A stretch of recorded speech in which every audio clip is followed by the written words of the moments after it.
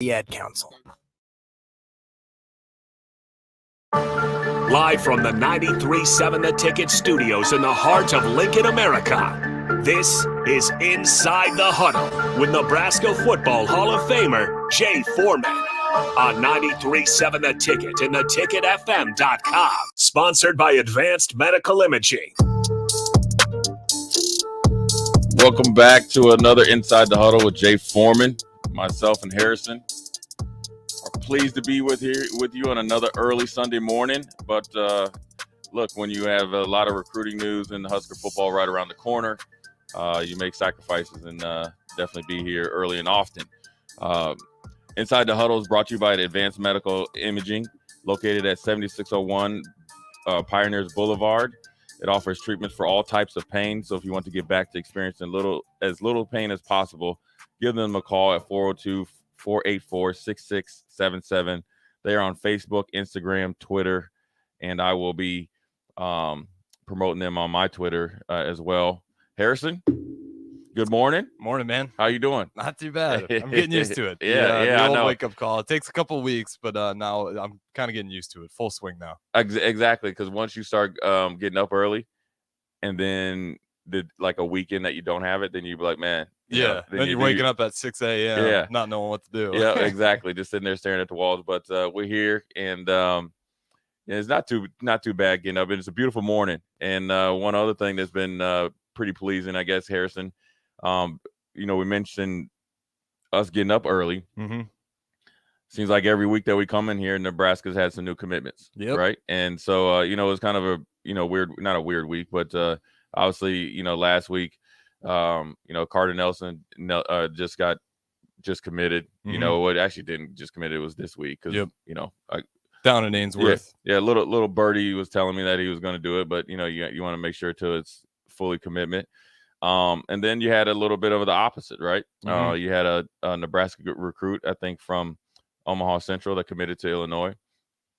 And then it seems like out of nowhere, right? As soon as the, Nebraska recruiting, it always seems like, Nebraska recruiting was doing well. Mm-hmm. But then everybody started complaining. It's either the first complaint was, all right, too many kids from Texas. Well, then we get two kids from Bellevue West. And then obviously, Carter Nelson, who's the number one player.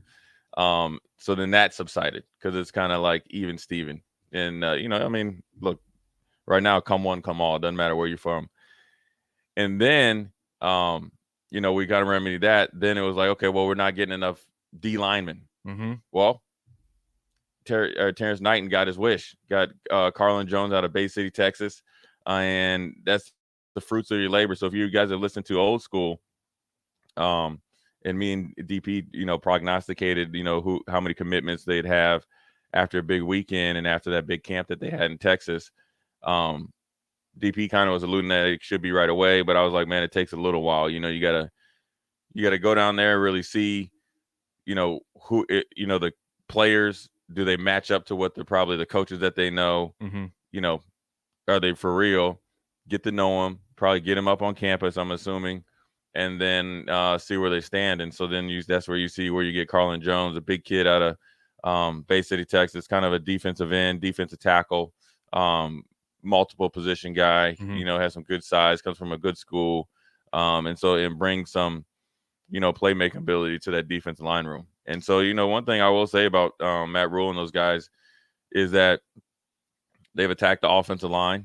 They had a big man out of Colorado that has the right mentality. I think they're starting to get guys, at least on the offensive line, I can say, that have a little bit more of a nasty attitude. Yeah. And they like to finish. And Jake Peters is one of those guys that excites me just for that reason. Undersized, but he's here because the film shows like he's finishing on safeties out there every play. Right. And so, like, okay, we'll talk about Jake Peters, whereas, like, a lot of schools kind of were, like, hesitant to offer him. Mm-hmm. Because he wasn't 6'5", 6'4". He's probably 6'2.5". Mm-hmm. But his motor and his mentality is what you want. And I'm assuming, again, haven't asked, and they're the coaches, they're highly paid for it.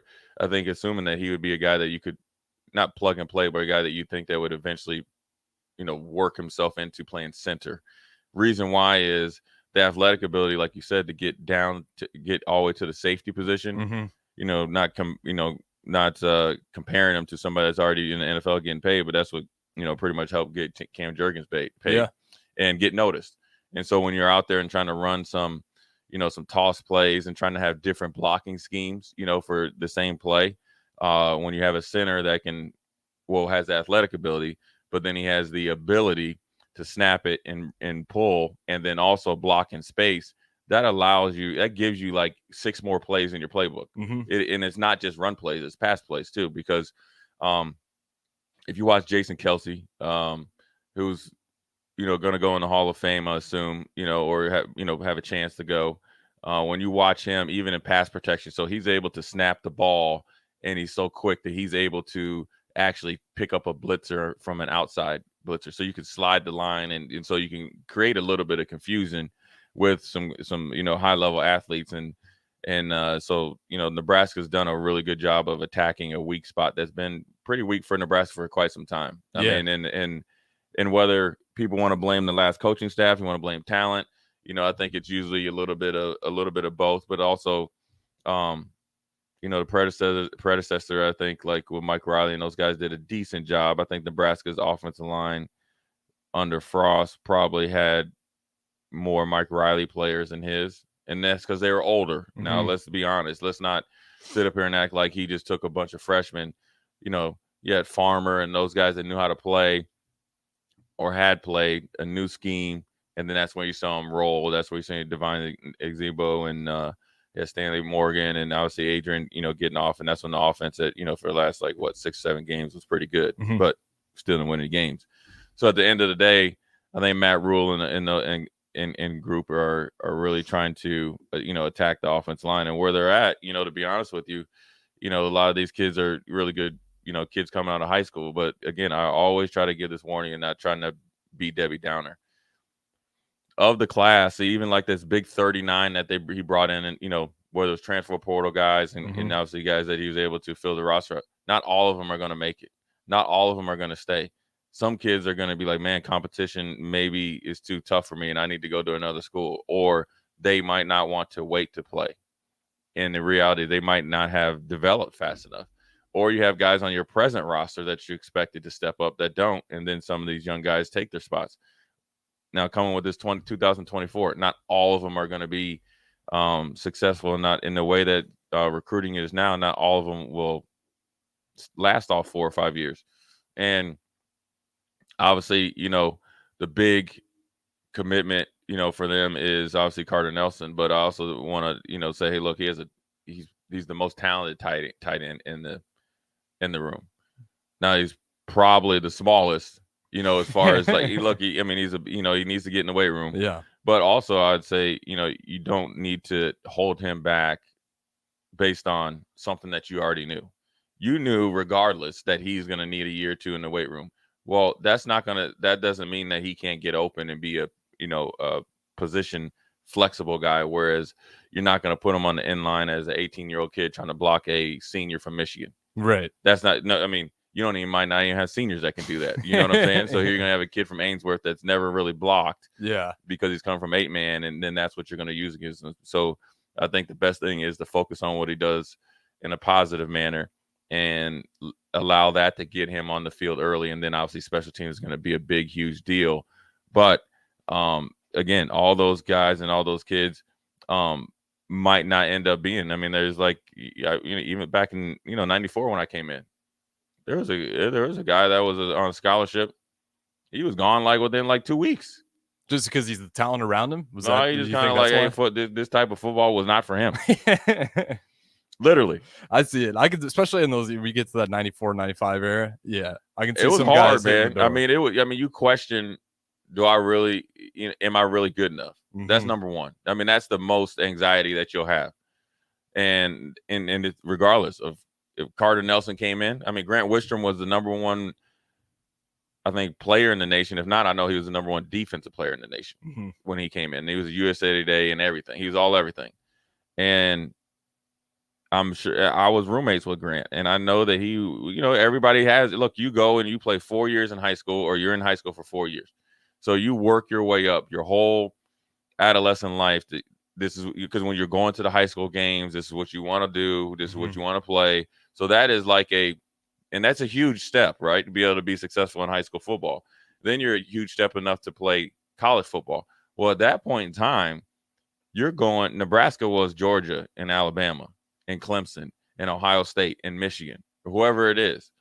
So you do wonder, am I really good enough? Yeah. Because you see some guys that you've seen on national TV that just got hosed against Florida State, and where do you compare? Mm-hmm. Let alone the unknown of who else is here.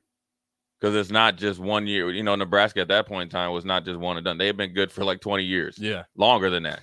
And so there is anxiety for these young men when they get here. The ones that are even here now, or, that was 2023 and kickoff. They still have anxiety. They still will have anxiety because even if they got here for summer workouts, they didn't get to go through spring. But here comes 2 days. This is a new coaching staff. So even if they visited here 2 years ago, they probably were more familiar with who was on the team. Now you don't know. There's 39 new faces. There's guys that you thought that would be around, that could have been around, that are gone. There's 39 new faces. You don't know how good they are. And so I always, try to warn people to pump the brakes on thinking that we have it all solved. But I think Matt Rule and those guys are smart enough and have had enough experience that they know, look, you got to go out and have a plan and recruit the best guys you can. And they know whether, they're going to recruit, coach, develop everybody as much as they can and as possible. But they do know there are kids that just, you could do everything for them. You could have that checklist and then they still want to go somewhere else because maybe it's not instant gratification. And that's just the difference in the kids and the situation. Yeah. Right. And so another thing, Harrison, people always talk about the transfer portal and it is hard. But I think if you have a realistic view of it, and use it the right way, it could be, kind of you like the Nebraska to get there where we're choosing, not being chosen. And what that means is Alabama and Georgia. I don't even know if Georgia's even winning the transfer. You never hear anybody saying I'm transferring to Georgia and Georgia. I think they're always they got their guys. Yeah, they got their picks. They don't need to lean on it as hard like Michigan State did the 1 year. Right. You like to be like Alabama, right? Mm-hmm. They went into the transfer portal 2022 and got Gibbs. Specifically a player for a role. Boom. They went in this year, got the quarterback from Notre Dame because the offensive coordinator came down because Bill O'Brien went to back to Rico's Patriots. You want to be the chooser.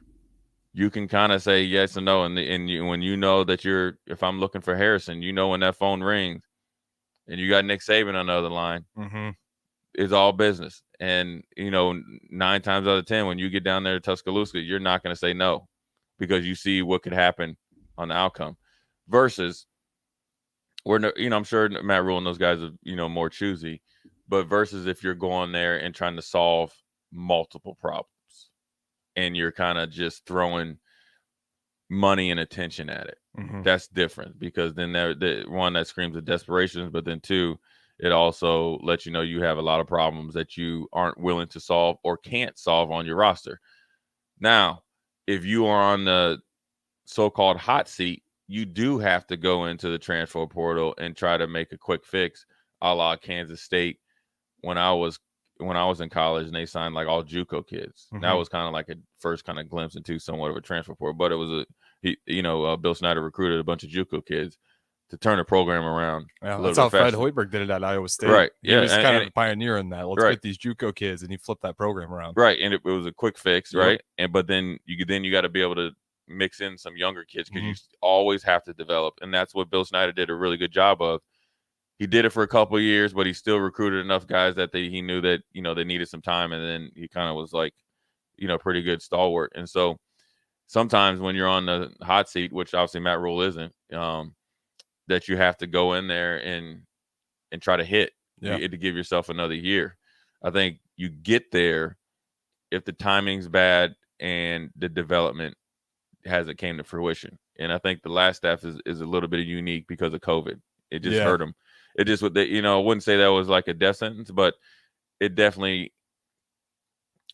I think and I keep saying this, when Frost was hired, I always say his runway was unlimited. Yeah, it was a 7-year contract, but it pretty much was a 70-year contract. I think teams that didn't have their foundation set yet like a Georgia and Alabama, they could go through that COVID era. Oh, but yeah. the teams, because like we saw the same thing with Fred Hoiberg. I mean, you could go Yeah. across the sport. Like that COVID year, the roster just wasn't there. Right. It was really hard to do. And then that's why it's so important to get that development, get those high school kids in there.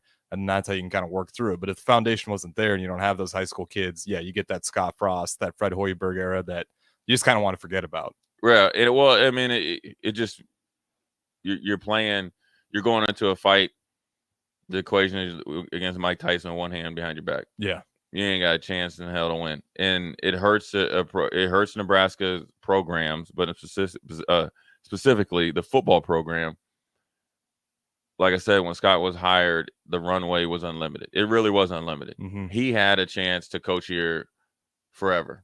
He really did. Yeah. And he had a chance to be at Nebraska and really call every single shot. He would have been at the point where even if you had an AD, he would have been like, he got to pick that, if you win, he pretty much was running. I mean, he really was running the show because he was, obviously went and had Hank Bounds involved in the new project and stuff like that. And he wasn't no longer employed here and stuff, so forth and so on.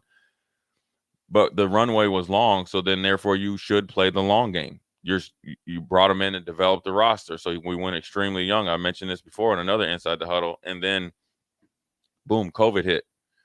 So even teams like Minnesota, Purdue, obviously Wisconsin, and Ohio State and Michigan and those guys in Penn State and those guys, they're in a whole different atmosphere. Mm-hmm. So you got to think, let's look at Minnesota, PJ Fleck.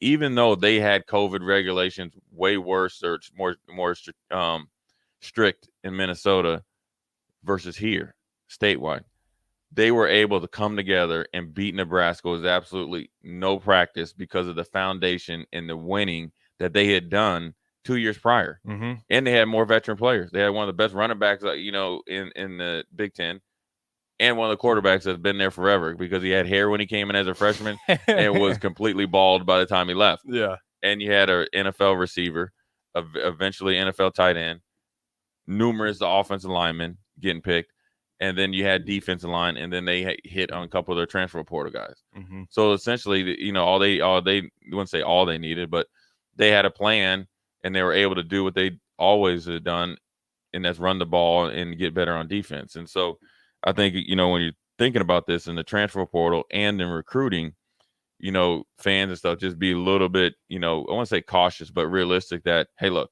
we're getting all this talent. Let's let them develop. Let's not think we need to take a kid from Ainsworth. Now, if he's ready, I'm all for it. But take him from Ainsworth, and then next thing you know, he's, Rob Gronkowski and Travis Kelce year one. And then if he doesn't show out in year one, that's a waste of scholarship. Let's throw him back in the portal and try to get somebody else. That's not the mentality you need. I think you're able to, especially in the tight end room, stack some talent, and let them develop on a pretty, I think, a rapid pace, but not too, I wouldn't say warp speed pace, because playing in the Big Ten is a lot different than playing anywhere else. And so I think it's a good week for Nebraska. I think one of the things we'll talk about in the next segment, before we end this one, is your thoughts on some of the tight ends, or one of the tight ends in the room, talking about he's a super alpha. And have you ever met anybody that's a super alpha? And have you ever, this is what I want you to think about. Okay. And if you have, do they tell you you're super alpha? There's a difference. And okay. I do think there's a difference. So, I think that's, some of the things we need. I mean, I think it's more tongue in cheek. And then, I guess I don't know where all these quotes came from, because then I guess they asked Matt Rule about Colorado, and it's like Matt Rule, something about Deion Sanders' luggage and stuff like that. So we'll talk about that, and is that something that could be, bulletin board material? I think Deion obviously has some health issues and stuff like that he needs to worry about. And, always somebody asked me about it, and I said, well, the biggest thing is this. That's cool to talk about Colorado, but we play Minnesota. No, August 31st. Yep. That's the game. Mm-hmm. That. We've seen what happens when we walk in there at 7 p.m. You're going to be looking across a team that, if you watch their spring game, it would. I mean, they had their spring game. I'm sure it was cold outside. Mm-hmm. Their spring game might have had 60 people there. It might have been just a bunch of alumni that might have wanted to bring Uncle Bob and all them in there. I mean, you've seen dudes in Minnesota forever. It looked like they had their own drinks in their in their Yetis. Yeah. I saw a guy with a flannel, hat and some boots. Looked like he just came off the farm. So I don't know if his relative was playing. They was in their indoor facility. Yep. And there couldn't have been take the staff out of it. Like the people that you need, trainers and all that. There couldn't have been 100 people there. There's no way unless they have seating up that we didn't see. Yeah, I don't think they do. I know the videos you're talking about. I don't at the most 1,000. Mm-hmm. Right? Yeah. I'm overestimating because yeah. I'm saying maybe they have, if you have an indoor facility, they might have a track and some, seating up there. And look, they have to film, mm-hmm. top down. So I'm assuming that for them to have a spring game indoors, there had to be, some more people there, but there wasn't. But I'm guesstimating the most was 1,000, and they went at it mm-hmm. From a physical standpoint, like they were playing at the Rose Bowl, and there was no fancy plays. There was no music, or they did have music. I'm not trying to say like PJ Fleck had them in there, and it was like prison football, so it wasn't like the longest mile and stuff, but it was extremely competitive. It was extremely physical, and it just seemed like rinse and repeat. Mm-hmm. Minnesota had 4 running backs. It's like the Minnesota goes and gets guys, and it's like they just all look the same. Yeah, they have that same offense, simple package, but try and stop it. But the running backs, though, none of them are, seem like they're over 6 feet tall. About 5'10" to 6 feet tall, 215 to 225. Short area quickness. They must run inside, outside zone 1,000 times at practice. Literally. Yeah. These dudes might run inside, outside zone at 60. When they get back together, they just line up and they're running right wedge blocking. And so, that's the game that we need to worry about and be focused on. That's what you're training for. Mm-hmm. You know what I'm saying? Well, week 0 too, you got to get up. Like you can't be wasting time on a week 0. No, and I like that though. Yeah. I like to play. I mean, the one thing about this, and we'll talk a little about this in the second segment because we're up against the clock, is like, I want your opinion, and too, is like I never realized, like when we played. Now, granted, we were obviously one of the best. Mm-hmm. Actually, one if not, we were the best. I mean, but I just, regardless if I was at Nebraska or somewhere else, I would have just I'd never thought about. When I looked at the schedule and we only had 12 games, I wanted 14. If we had 14, I wanted 16. Now, granted, that's just me. Mm-hmm. I'm sure if we played 16 regular season games, when I did it in the NFL, like you get a little worn out, but not really because the coaches took care of us. And we were just on the front end of treatment and taking care of your body. Nobody, really know the benefits of getting in the cold tub and massages and all that. When I first started, coming back to Nebraska after I retired, say like 2010 or 11, I was so surprised that the players and a little bit of the media, but more of the players, because the media gets it from the players. They're worried about what time they played, what time of year they played, and who they played. I'm like, you're here to play football. This should be something that you love. Like, you should be wanting to play 12 Minnesotas. Mm-hmm. You should be wanting to play 12 Michigans. You should be wanting to see where you're at. You should be able to want it to compete and then, get better as you go. Because I think the better competition you play, if you start out losing, if you really compare, you're going to find a way to win and find a way to kind of, lessen that gap. And so, like you said, week 0, you better start thinking about it. It is on like neck bones. So that's a good first segment. Second segment, we're going to jump into a little bit of who's an alpha, who's not an alpha. And what do you think about game times and how Nebraska prepares moving forward? This is Jay Foreman and Harrison on Inside the Huddle. This is former Husker and NFL linebacker Jay Foreman. For years, I've suffered from degenerative problems in both of my ankles, but thanks to a thorough and thought-out plan provided by Advanced Medical Imaging, I was able to get my life back with the least amount of pain as possible. While working through multiple options, the team of physicians at Advanced Medical Imaging were there to answer any questions I had. If you're experiencing any pain at all and want to get your life back, go to amimaging.com or give them a call at 402-484-6677. Advanced Medical Imaging, located at 7601 Pioneers Boulevard.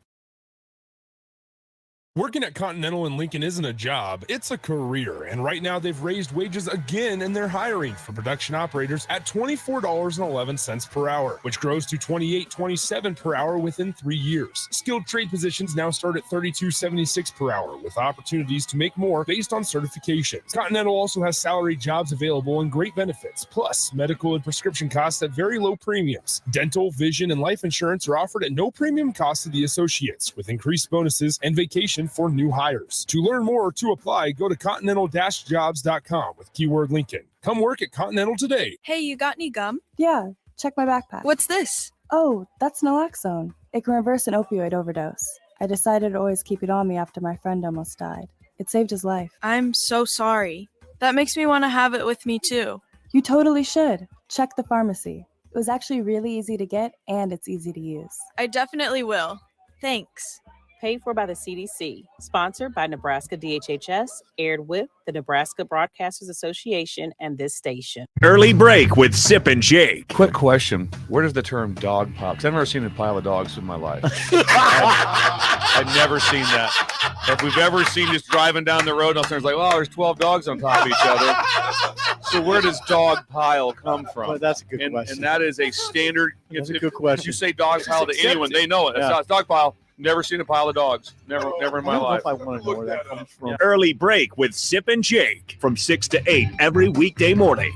Getting experience to jumpstart a meaningful career can be difficult, and education can cost a fortune. Luckily, AmeriCorps can be the solution. With AmeriCorps, you'll earn a stipend and education award while helping people. Plus, you'll gain professional skills and make connections to help you build your career. If you're ready to start a career you can be proud of, visit serve.nebraska.gov/service to find a program for you. Paid for by Serve Nebraska, aired with the Nebraska Broadcasters Association and this station. I'm Chris Jakovic. I served in the United States Air Force and I deployed 3 times. So in 2017, I was serving as an Air Force First Sergeant. Our motto in that role is my job is people, everyone is my business. But unfortunately in that year, I would lose my own brother, Lance Corporal Adam Jakovic, to suicide. The majority of veteran suicides are from guns. I store my weapons securely, not only for myself, but for my family. Store all your guns securely. Help stop suicide. My service never stops. Brought to you by End Family Fire and the Ad Council. Whether you like fishing together or fishing to get away, for the thrill of reeling in a big one, or just going out to have a good time, on the banks of your local pond, at a bend in a river, or on one of our many lakes and reservoirs, you'll always find the perfect place to cast a line. Here, beneath Nebraska skies. Start planning your next fishing adventure today at letsfishnebraska.com. Sponsored by Nebraska Game and Parks, aired with the Nebraska Broadcasters Association and this station. This is your captain. We are going to be experiencing some slight turbulence. Please fasten your... Oh, hold on. Just got a video of my cat. Imagine the pilot of an airplane was as confident as you are texting and driving. Seems kind of crazy when you put it like that. Visit StopTextStopWrecks.org. A message brought to you by the National Highway Traffic Safety Administration, Project Yellow Light, and the Ad Council.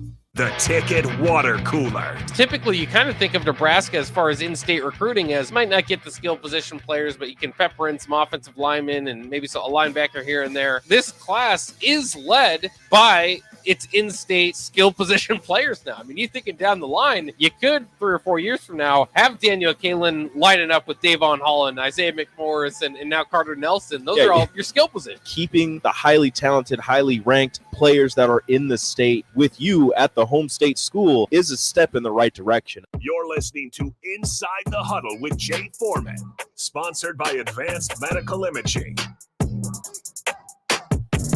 We are back after a quick break. Inside the Huddle, Jay Foreman, Harrison, brought to you by Advanced Medical Imaging, 7601 Pioneers Boulevard. Go see them. can get you back feeling right without of all the easy fixes of I will just say narcotics or opioids and stuff. So, and they give you a good game plan. That's what I like, Harrison. I don't like doctors. I really don't like dentists, and but I don't like going to the doctor's office.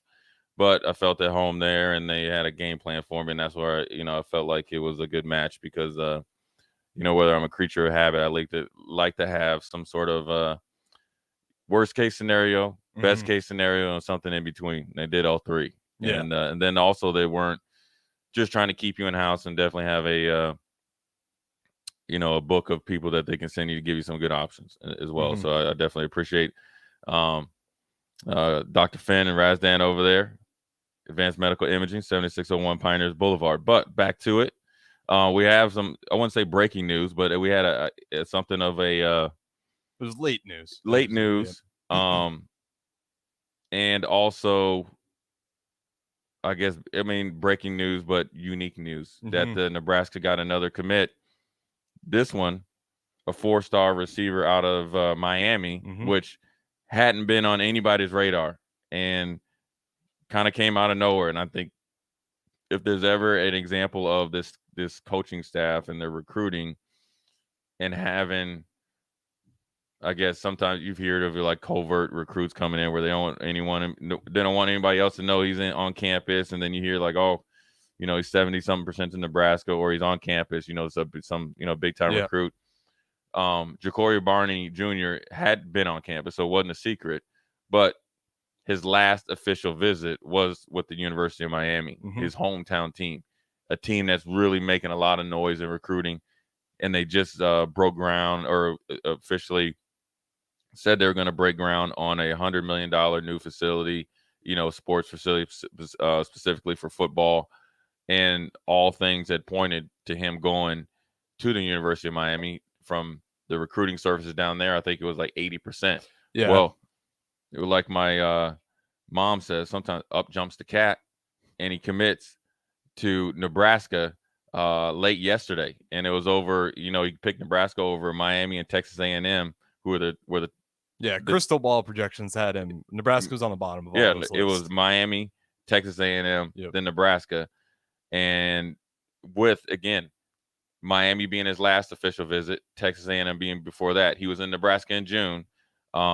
The one thing that I think rang true when they interviewed him, he says Nebraska was nothing that he expected. Overall, he thought it was just going to be cornfields and then a football stadium, right? And is that what you had kind of coming in?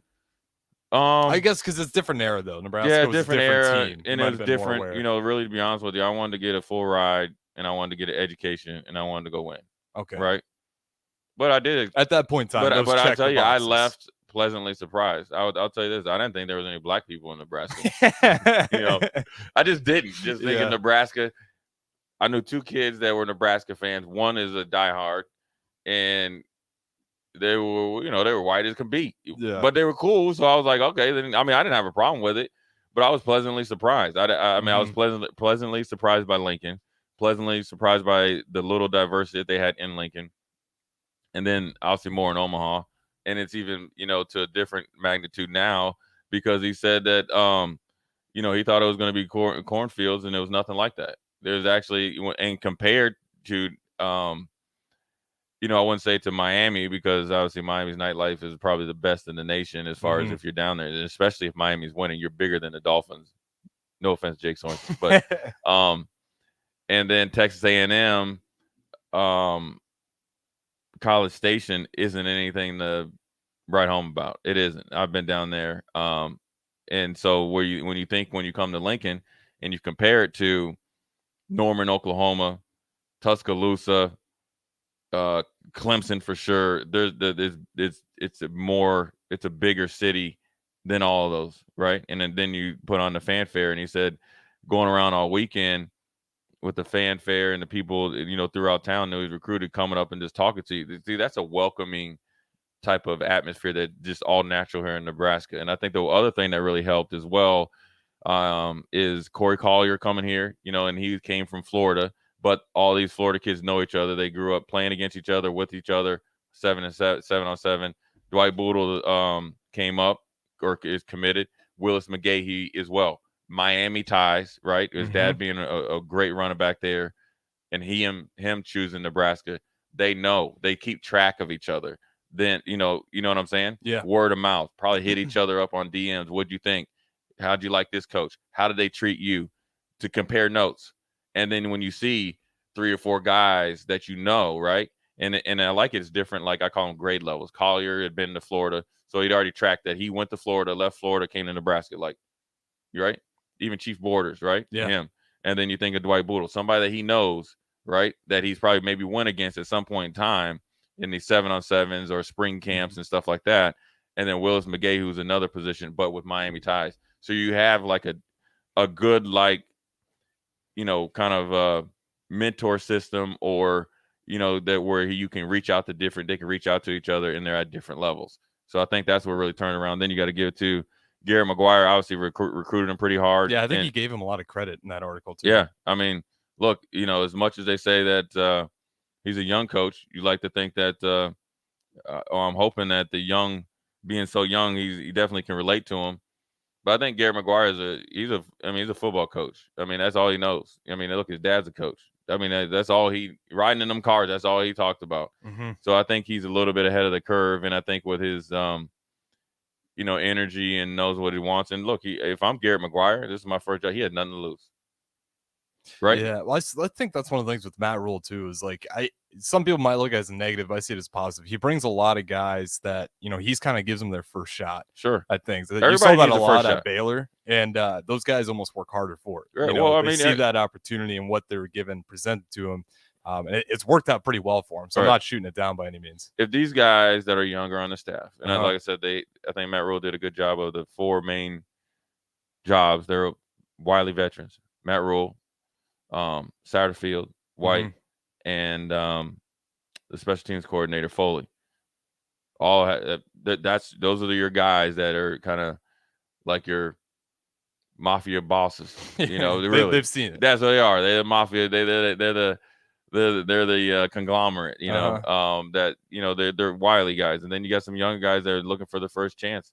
But I think on the surface, now mind you, these guys got to do it right, whether you're the full head position coach or a analyst or somebody that they brought in, is that I think he's looking at the person and what they're made of, because those guys, Matt Rule and all those guys have been there before. They have. I mean, look, just like you're recruiting players, you're looking at the person as much or more as the player. That's going to tell you more.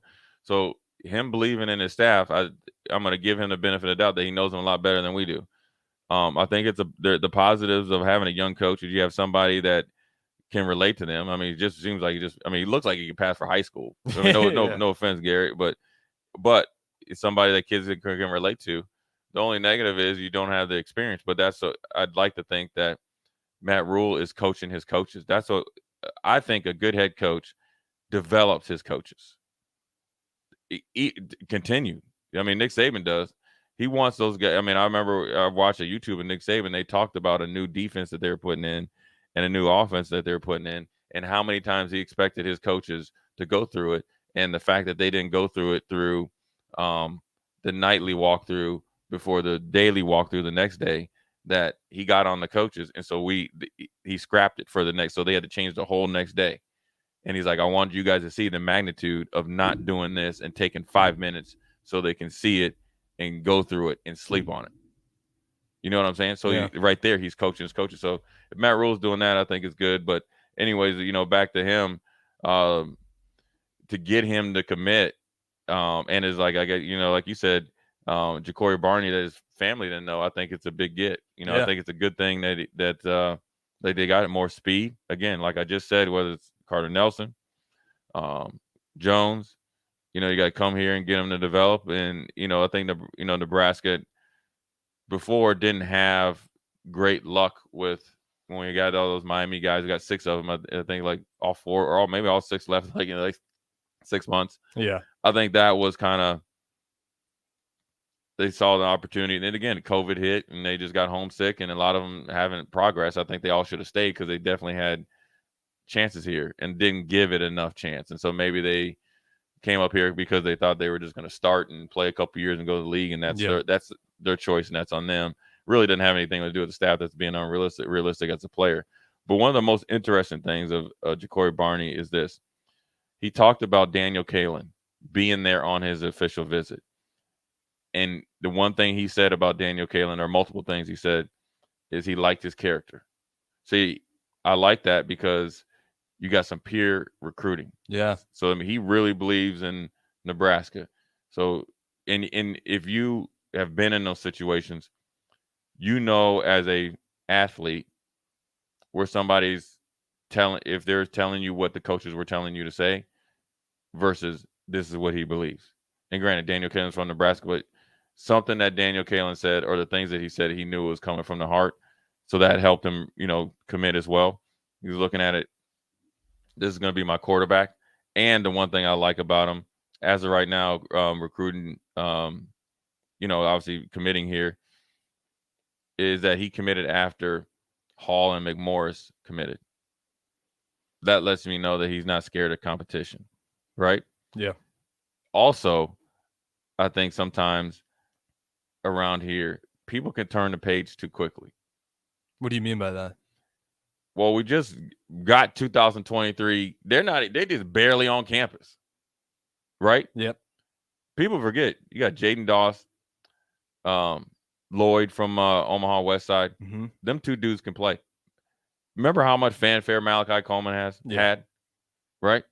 You ain't heard nothing. I mean, right? It was Malachi Coleman. When's he going to commit? This, and this. 6'4", Yeah, about 6'5". a month of publicity straight. I felt like 2 months. I mean, really. Remember? Yeah, because even during this season, yeah, you're right. What's he going to do? He was going here on official visit. Remember, he was supposed to go to Miami.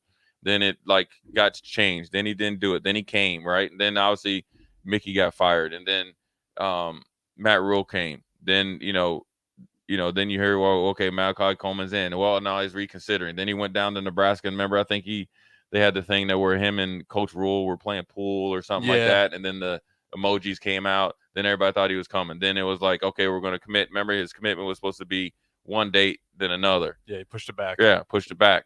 Well, you ain't heard nothing from him, right? Not nothing from him. Nothing about him. You got to go back and look. Like,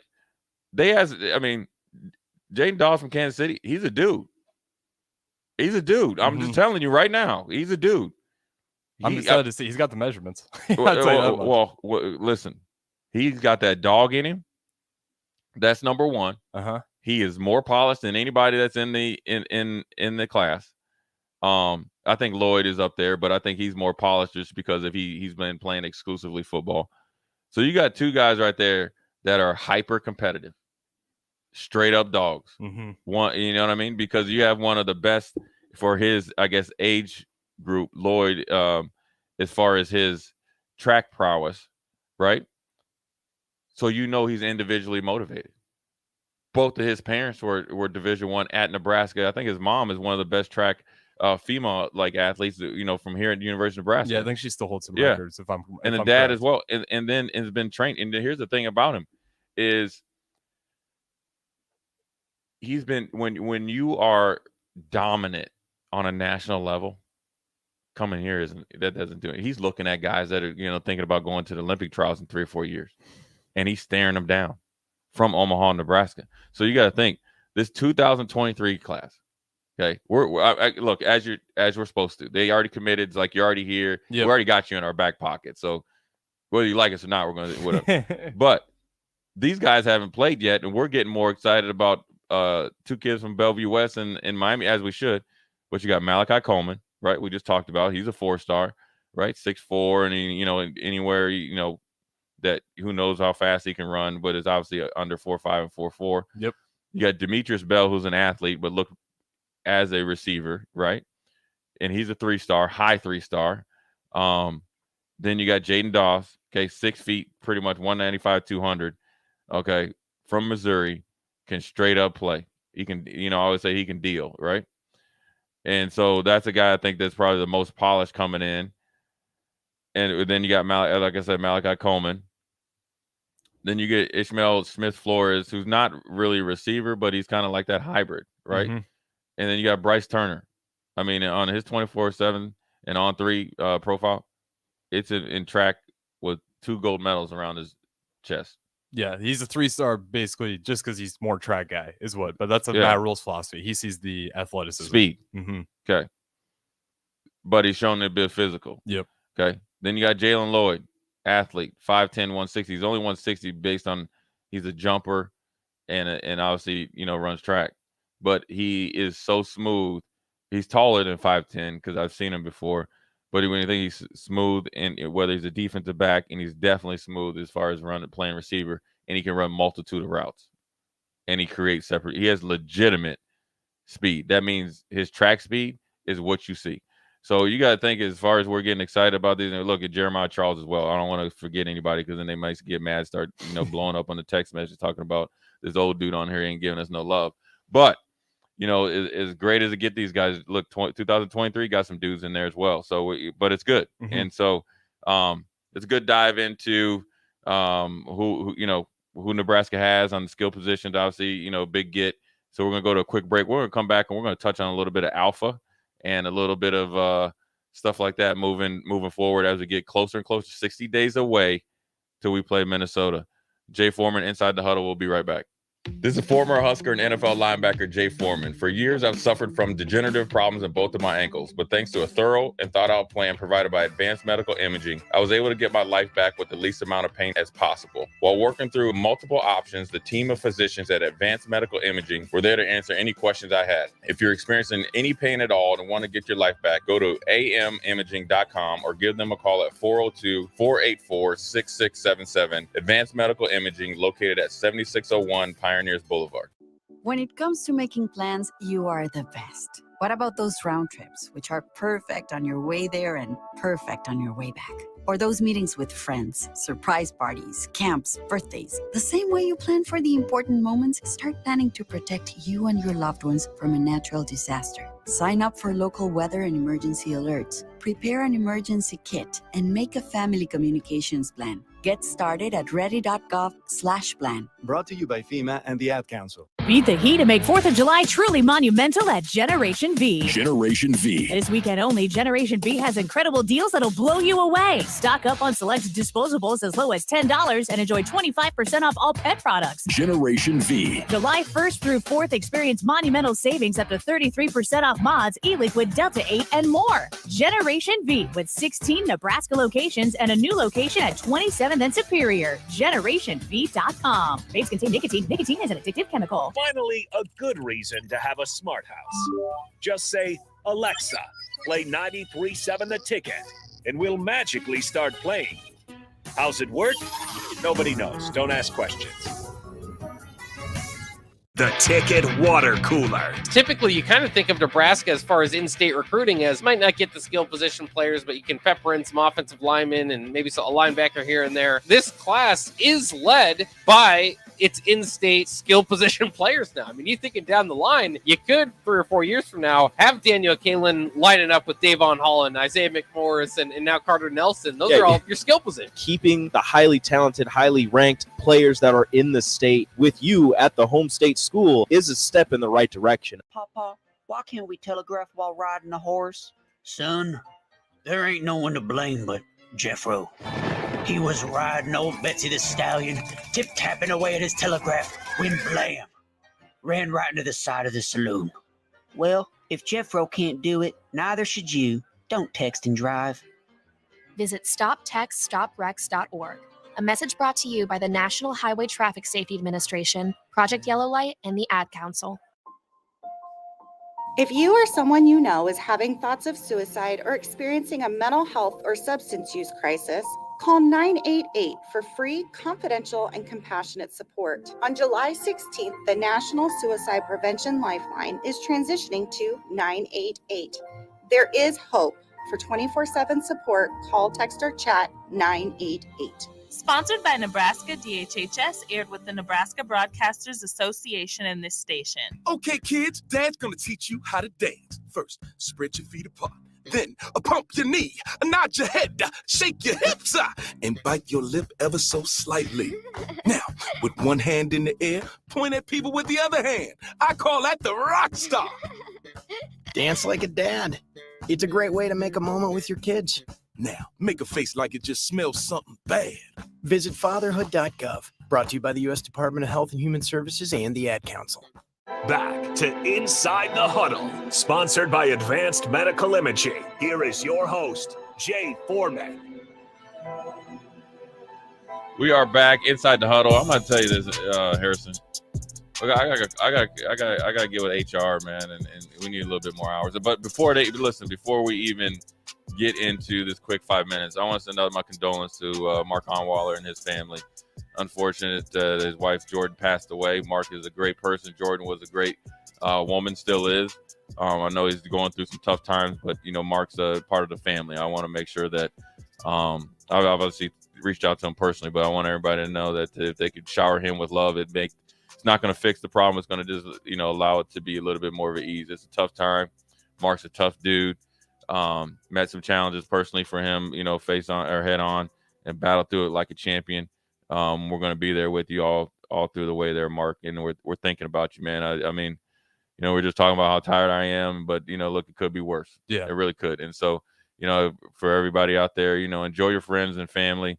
Try to mend any relationship that's mendable, because nothing's guaranteed, and don't let today be the one like, oh, I really care about Harrison, and stuff like that. Oh, well, I'm mad at Harrison because I don't know, something stupid, something not really worth being mad at, everybody, so I just want to get that out there. But now back to there was a couple quotes, and Thomas Fedoni somehow got interviewed. I was it Sipple that interviewed him? I don't know if it was Sipple, was it? Yeah, it was Callahan, I think. Sipple, I was gonna say, where he said that him and Matt Rule are two alphas, and so we were on the same mindset. I like it. I mean, it's better. I don't want him to say I'm a beta. So it's the answer. Yeah. I mean, that's on the surface. Yeah. At the end of the day, I play with majority of alphas when we were here. Now, I think there's different levels to being an alpha.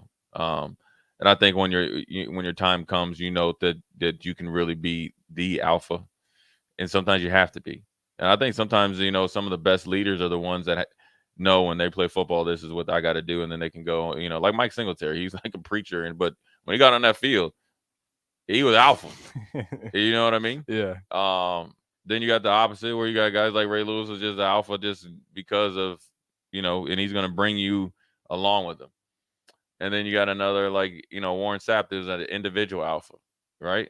No, nobody really liked him on his team. A lot majority of his teammates hated him. They just dealt with him, but he's an alpha. But there's different levels. And I get what Fedoni was saying. I think my advice with him be say, listen, be seen, not heard. You still have not played. I like your mindset. I like the work. I like the fact that he, after 2 fluke injuries, he hasn't blamed it on Nebraska. Yeah, he hasn't wavered. He hasn't wavered.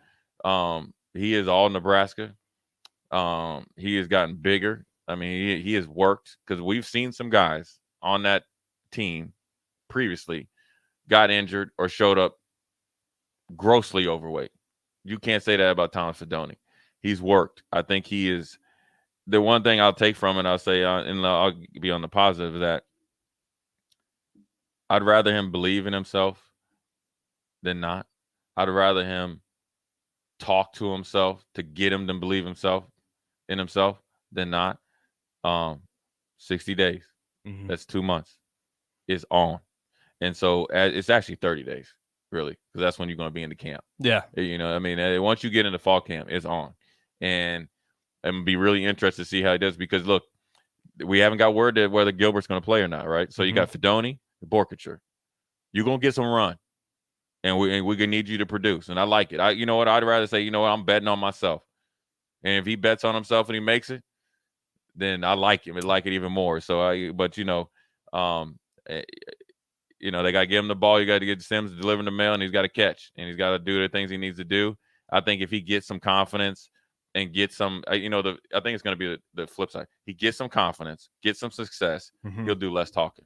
I think it, because then he'll be like, all right, I know I can play. And then it's just going to be, I'm going to show you. And then, he'll get some quotes out of there. But I think, look, man, I'd rather a kid believe in himself, but I just got to guess that Coach Osborne, man, I would have probably, if we would have said something like that, first of all, we probably would have been called to Coach Osborne's office, but I would have had to stop at Coach Samuel's office or Coach Bull's office, Coach McBride's office. I don't even know if I would have made it to Coach. Well, Osborne was on such a different stratosphere too. I mean, like even fans would be like, "You can't be saying that." Like Osborne, well, was Osborne on another doesn't say level. it, You but, could never compare yourself at the end of the day, you got coaches like Dion that are very, boisterous. I mean, Dabo Sweeney, quiet as kept, even though he's a man of faith, but he definitely has some outlandish takes.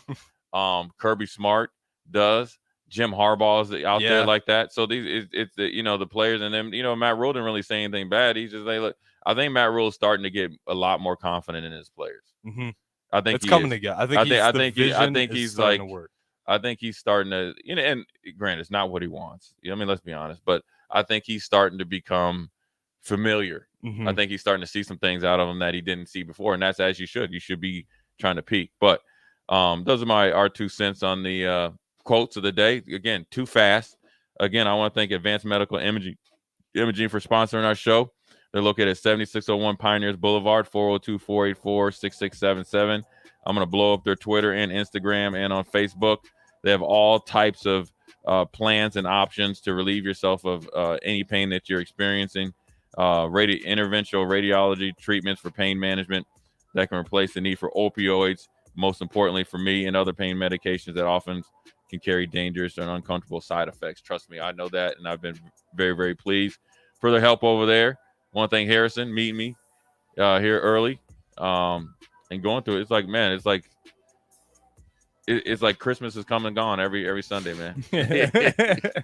Riding over here, he's like, oh, okay. Then either next thing you know, it's like 30, 40 minutes. We're going to have to probably try to throw another hour in here, bust it out, and get some more going, man, because I really enjoy it. Thanks for Harrison for being here and producing. Thanks for you guys listening. Inside the Huddle, Jay Foreman, we are out.